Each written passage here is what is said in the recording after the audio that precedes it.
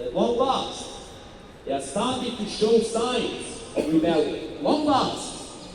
Should have happened long ago. It should have happened in 2008, when the Russian terrorist regime invaded Georgia. It should have happened in 2014, when they invaded Ukraine for the first time, and then annexed Crimea and destabilized Donbass. It should have happened 2 years ago, when this war started. More than 2 years ago, in fact.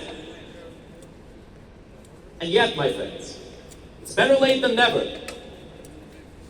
So we have to show the whole world that Putin is not omnipotent, that Putin cannot mobilize all of Russia, that Putin will not be able to win, because the Russian terrorist regime's elites are counting on the West losing interest, on the West having a low attention span, on the West starting to care about other things, less important things than the war in Europe, with an expansionist regime who has already made threats and promises of expanding this war beyond Ukraine, to Moldova, to the Baltic countries, to Poland.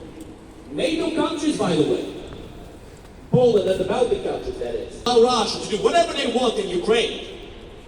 Imagine a scenario where Russia decides to take a village in Estonia and say, oh, 90% of the people in this village are Russians. We have the right to do it. What's NATO going to do? Well, my friends, if appeasers and apologists such as Orban make their voice prevail, then NATO will do nothing. And after the first village, there will be a second one, and a third one, and then a city, a capital, all of Estonia, all of Latvia, all of Lithuania. And we'll have people on the other side of the world, ignorant people, say, oh, but we have no borders with Russia. Let them take these countries. Let them do whatever the hell they want. As a certain politician has said in the past. We will not name any names of this individual, but I'm sure that the people who are politically savvy know who we are talking about. But we will name some other names, like Fico and Orban and Tucker Carlson, who supposedly went to Russia for freedom of speech. Except he did not ask a single legitimate question to Putin. He was there, simply stroking Putin's ego, shoe-shining him. Now, people could argue that he was scared for his life, but why even go there? Why go there with the pretense of enforcing freedom of speech, when all you're going to do is fill up your pockets with rubles? What other point was there? And in fact, it seems like Tucker Carlson was not paid enough. Because right after that little interview, he started trash-talking Putin on a few key points. Like, for example, the denazification idea. Tucker Carlson said it was the stupidest thing he's ever heard. If only he had said it straight in Putin's face. I mean, I thought that was what freedom of speech was, right? To be able to speak freely, unafraid of the consequences. So why did he not tell this to Putin? Why did he not interrupt Putin when he was mentioning denazification? Why did he not tell him, look, Mr. Putin, this is the stupidest thing I've ever heard? Now that would have made a scoop. It would have been very interesting to see that on our television, right? Or on the computer these days.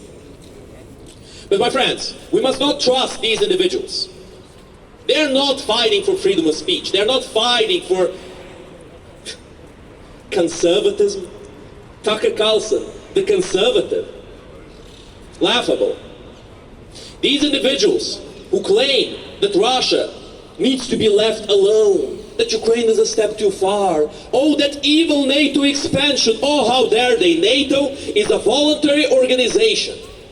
The only countries that are part of NATO are the ones who wished and who chose to join NATO. In fact, very often, those countries begged and demanded to join NATO, just to be protected from the Russian terrorist regime.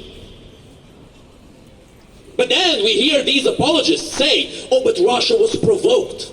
There was a treaty, you see, a treaty with Russia, where we promised them not to expand to the east. And what I usually like to ask these people is, What was this treaty called?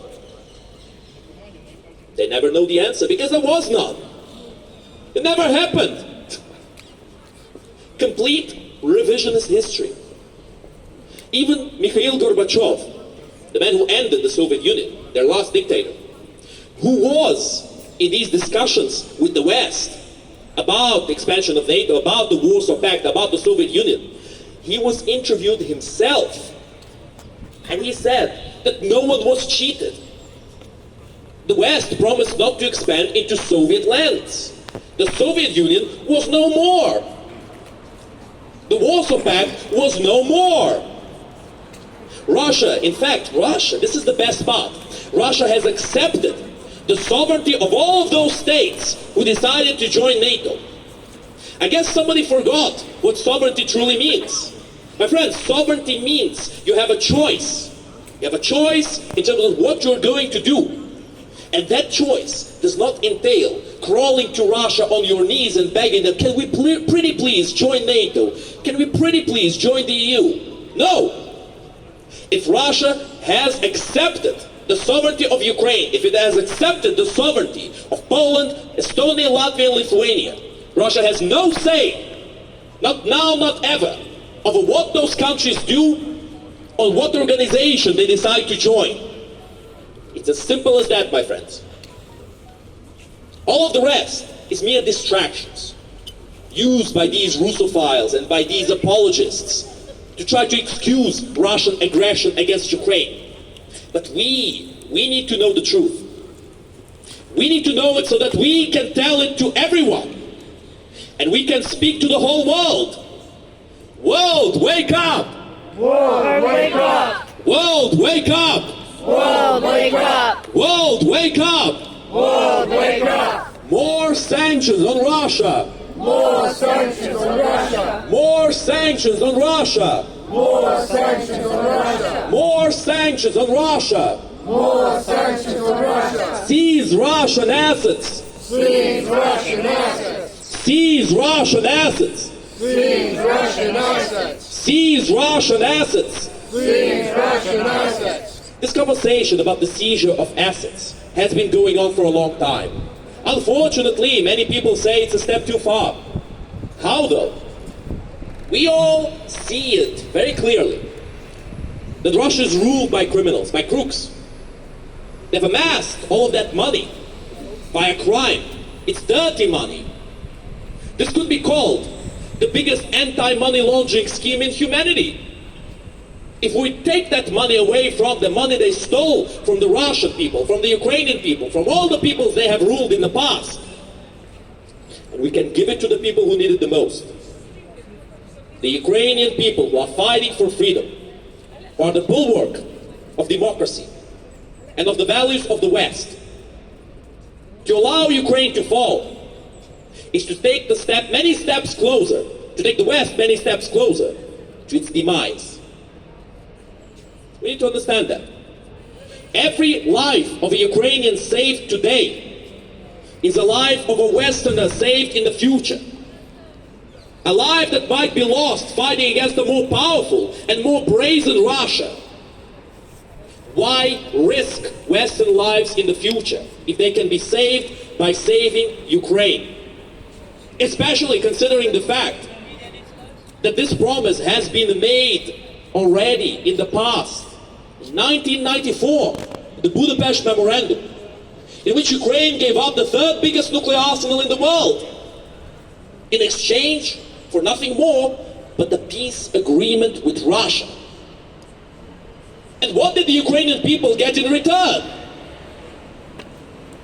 Russia, a terrorist state, violated this agreement and has attacked Ukraine plenty of times and is now engaged in a full-scale war with Ukraine, where the only weapon they have not yet used because they're afraid of Western retaliation are their nuclear weapons. They've used every other weapon at their disposal.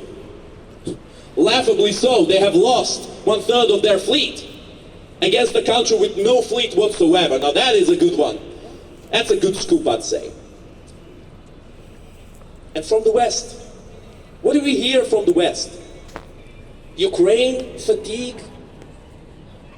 Oh, but this costs money.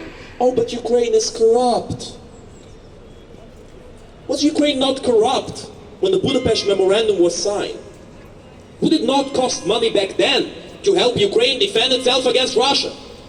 So why then? Why was Ukraine encouraged? Why was Ukraine pushed into signing this agreement and giving up all of their nuclear weapons? So that in the end, we can hear excuses instead of legitimate, real help.